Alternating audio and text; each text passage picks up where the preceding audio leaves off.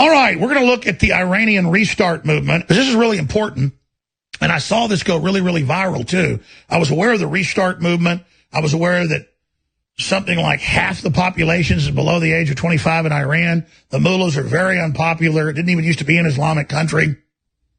They want to modernize. They were building nuclear reactors before the Shah was taken out. And so what's really happened to Iran? Why did the CIA and others actually help put the mullahs into power, the leftist CIA? And how could this change? So what started it all was spies and sleeper cells, a look into the Iranian threat that you covered a while back. I'd also covered it before even mainstream news did. And then get us into Restart in this big exclusive interview that's on Infowars.com that we're going to post to the top of the page right now so folks can find the whole interview. We're going to play some excerpts. And tell us about how you went to California to interview the leader, who is the main opposition group. Well, it's interesting, Alex. You said half the population's under 28, and the Restart movement is very young. It's pretty much made up of young people and women, lots of women doing a lot of courageous things under the regime. And they reached out to me after that article and said they're being censored for 2 years and no one's reporting on them. The mainstream media is ignoring them. And so we responded, and I ended up calling the leader and Syed Mohammed, and we spoke, and I was very taken by their movement. They are full of love, I would say, very Christian-like, although they would claim that they are non-religious. They want a government based on reason and logic. But I think they wouldn't mind if I described them as Sufi, which is sort of mystical Islam, more like Christianity, going inward, cleansing the self, working on the self, accepting and loving others. And the point is they want a free, open country. They want a modern industrialization, and they don't want the religious dictatorship of the Shiite mullahs. True, and they're also worried about Reza Pahlavi. They're worried that Reza Pahlavi is owned by England and Russia, and they're sick of being under the thumb of England and Russia. They even come out and say in the interview that they want a 1776 to finally be free from England and Russia. That's right. Anglo-American oil, the British Empire ran them. Then when they kicked them out, even though they were being pro-America, they sent in Kermit Roosevelt and others with Operation Ajax to overthrow Mohammad Mossadegh. So it's the same story over and over again. Yes, that's how they feel, and they're sick of it. They want independence. They want freedom. Because they were always a wealthy, secular country with the women going to college and fashion and science, and then now we've put them under the worst Islamic rule. Yes. A lot of people even suggest that Thomas Jefferson was very inspired by Cyrus the Great when he was drafting the Constitution. And when you compare the two, they're very similar. The best thing that we have that Cyrus the Great didn't, I think, is that ours is protected by God, so it can't be taken away. And we have the right to bear arms, which is what he gets into talk about in the interview, which is also very interesting. But this is like the first or second. It's one of the top opposition groups. Well, I would say it is the leading opposition group, but they're the only ones being censored. I've been flooded by thousands of tweets and contacts from this movement, and I've only heard one from someone for Reza Pahlavi. And the Mujahideen, I don't think anyone really cares for the Mujahideen except radical Islam. Exactly. So what's happening is the same old global power brokers want to overthrow the Iranian mullahs, but put something, another globalist thing. Absolutely, absolutely. And they're nationalists. And it's just like Trump said, we stand with nationalists, not globalists. And that's exactly what they are. They are completely behind Trump. And I would say their language about Trump, they sound just like us. They sound like American patriots. They sound like they understand the whole movement that Trump is behind. Well, because Iran wasn't like this until the last really 80 years or so. Right. And then it's been a battle with Islam coming in, trying to take over, and then the Shah. And because, like you said, mainstream media wants to ignore this. They don't want to hear about the real Iranian opposition. If you really want to topple the mullahs, you've got to talk to the real opposition. Infowars.com, newswars.com. Okay, segueing, and for folks that just joined us, recap, Mr. Reese, about your report going out to California. And let's start getting into these amazing clips and the whole restart movement, how important it is. Greg Reese, Infowars.com reporter, continue. So for 2 years, they've been trying to get someone in the American media to interview their leader, Syed Mohammed Hosseini.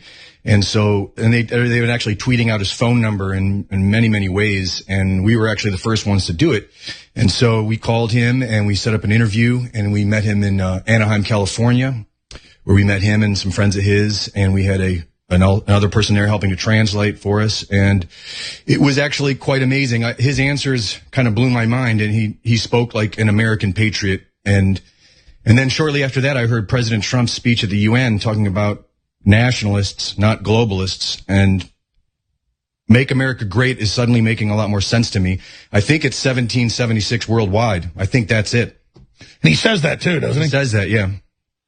Well, I mean, I've heard of the Restart movement. They just want a modernized, regular, secular country. And the polls show, like you said, half the population is under the age of 28. Yeah, and they're fed up with radical Islam because that's not who they are. And they know that the world thinks that that's who they are. And when I asked them a question about radical Islam, when I was editing it, I noticed there was almost like hurt feelings, like they're sick of that. They're sick of people thinking that they're that, and they're not. Well, that's what runs their country. Yes, absolutely. Let's go to this first clip here. This is where they talk about President Trump, and they talk about the parallels there, and then we'll get into their view on the Second Amendment. But this is just a view into the world. Here it is. What does Restart think of President Donald Trump? من مجبورم که پاسخ سوال شما رو My response to your question is something I'd like to say to the American people. بدم بگم مردم آمریکا باید بدونن President Trump The American people must know that before Trump became president, he already had fame and money. پس بعد از ریاست جمهوری So he is not after these two things. نیست اون میخواد آمریکا رو بزرگ کنه He wants to make America great and has only one request. تقاضا بیشتر نداره He wants the people to show love. And Restart knows how hard it was for him to get elected. Because every media and every leader did not want him to win. And we knew when this man became president that two things would happen. The first thing is that the leaders of the world would now have to speak with their heads, not with money.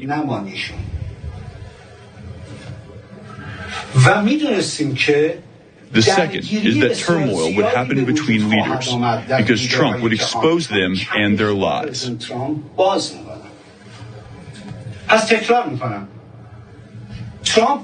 I repeat, Trump is not after money or fame. He wants his name to be remembered. And for his name to be remembered, he has to say what he sees so that the people will trust him. And if he was dishonest, everything you see happening now would not have happened. Hit pause right there. This guy makes perfect sense. Because Trump's real. That's what I always said. Trump's real. His name's destroyed if he doesn't deliver. Yeah. And he's going to be physically destroyed. And the enemy's coming after him because they know it's real. Yeah. Doesn't mean he's God. Doesn't mean he can do everything right. But this guy totally gets it. Trump is totally committed. And if he wasn't real, you wouldn't be seeing this. No. Let's continue. And for his name to be remembered, he has to say what he sees so that the people will trust him. And if he was dishonest, everything you see happening now would not have happened.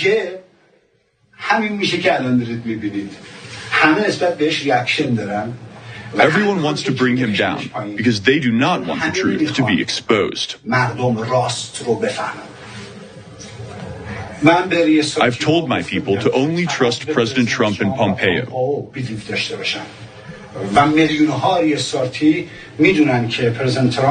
And we believe that Trump is doing something that will destroy the Iranian regime.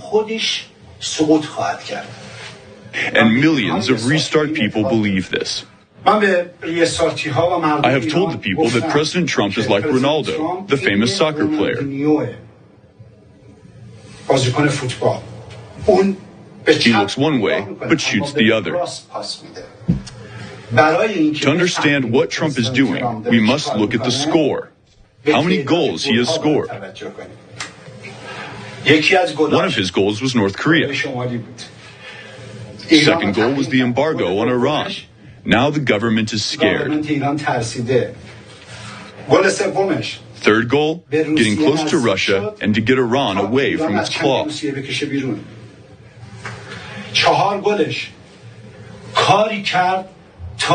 Fourth goal was getting countries to pay America fairly.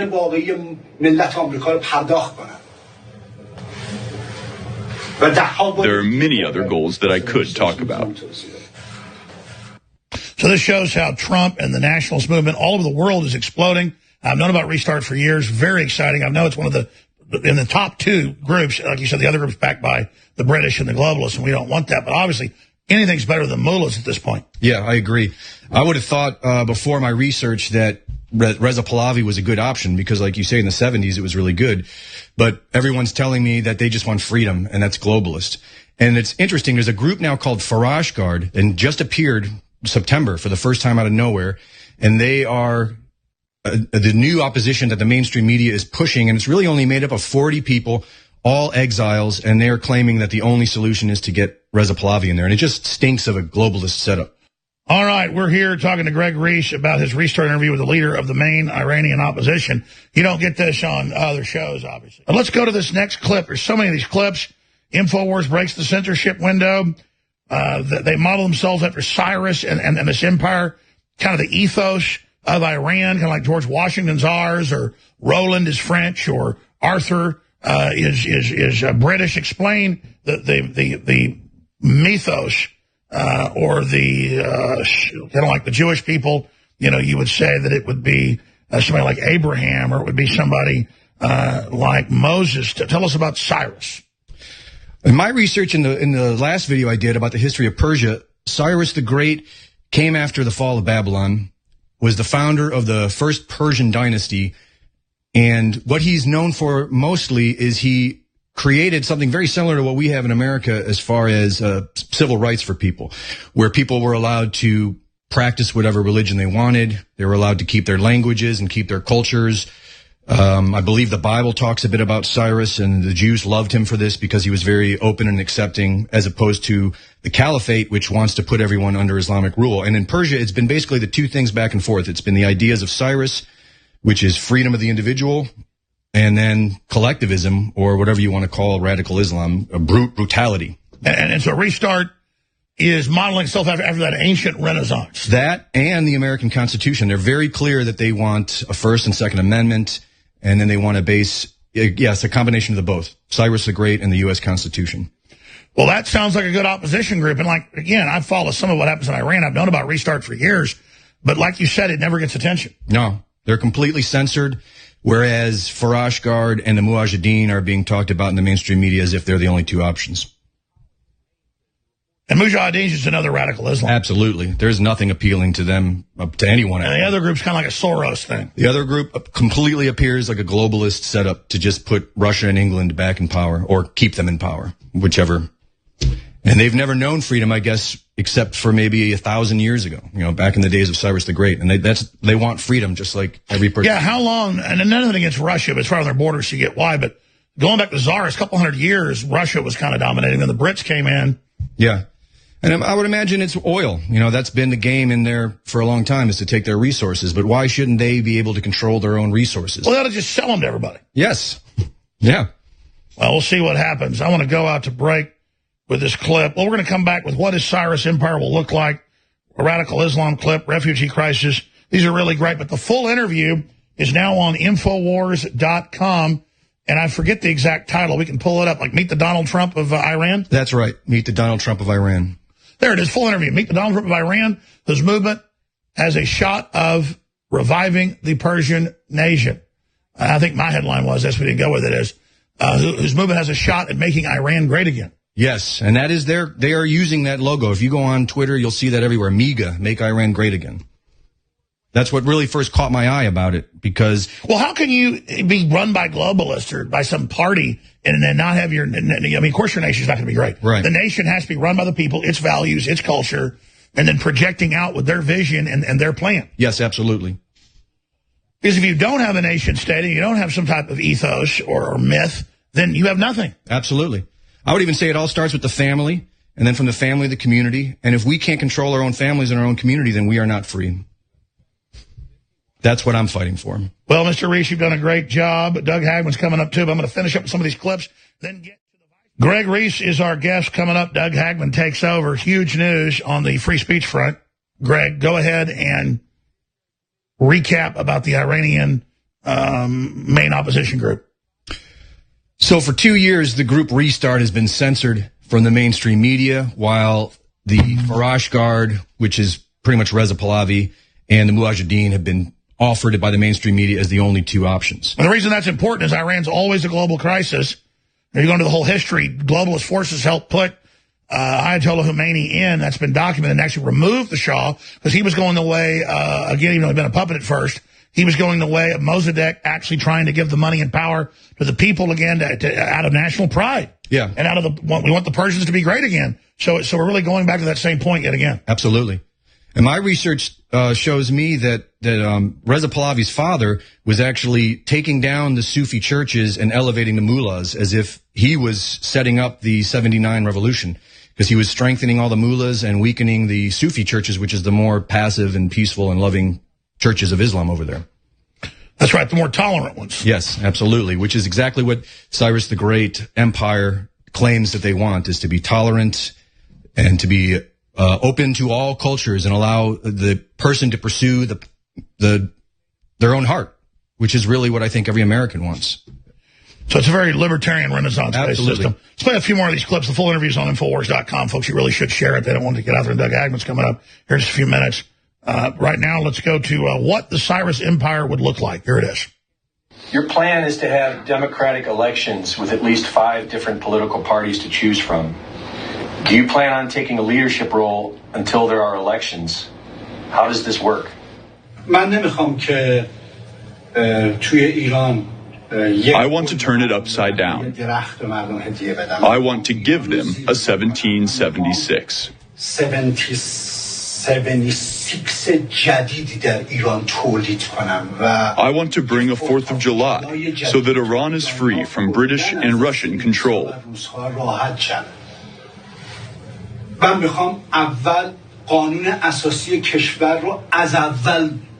I want to draft a new constitution influenced by Cyrus the Great.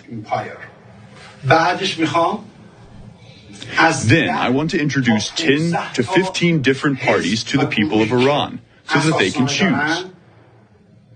Hit pause real quick. Also, if you study the whole history of this, and nothing against Islam, all the rest of it, but they invaded in the last 500, 600 years. This guy looks Iranian. He looks Persian.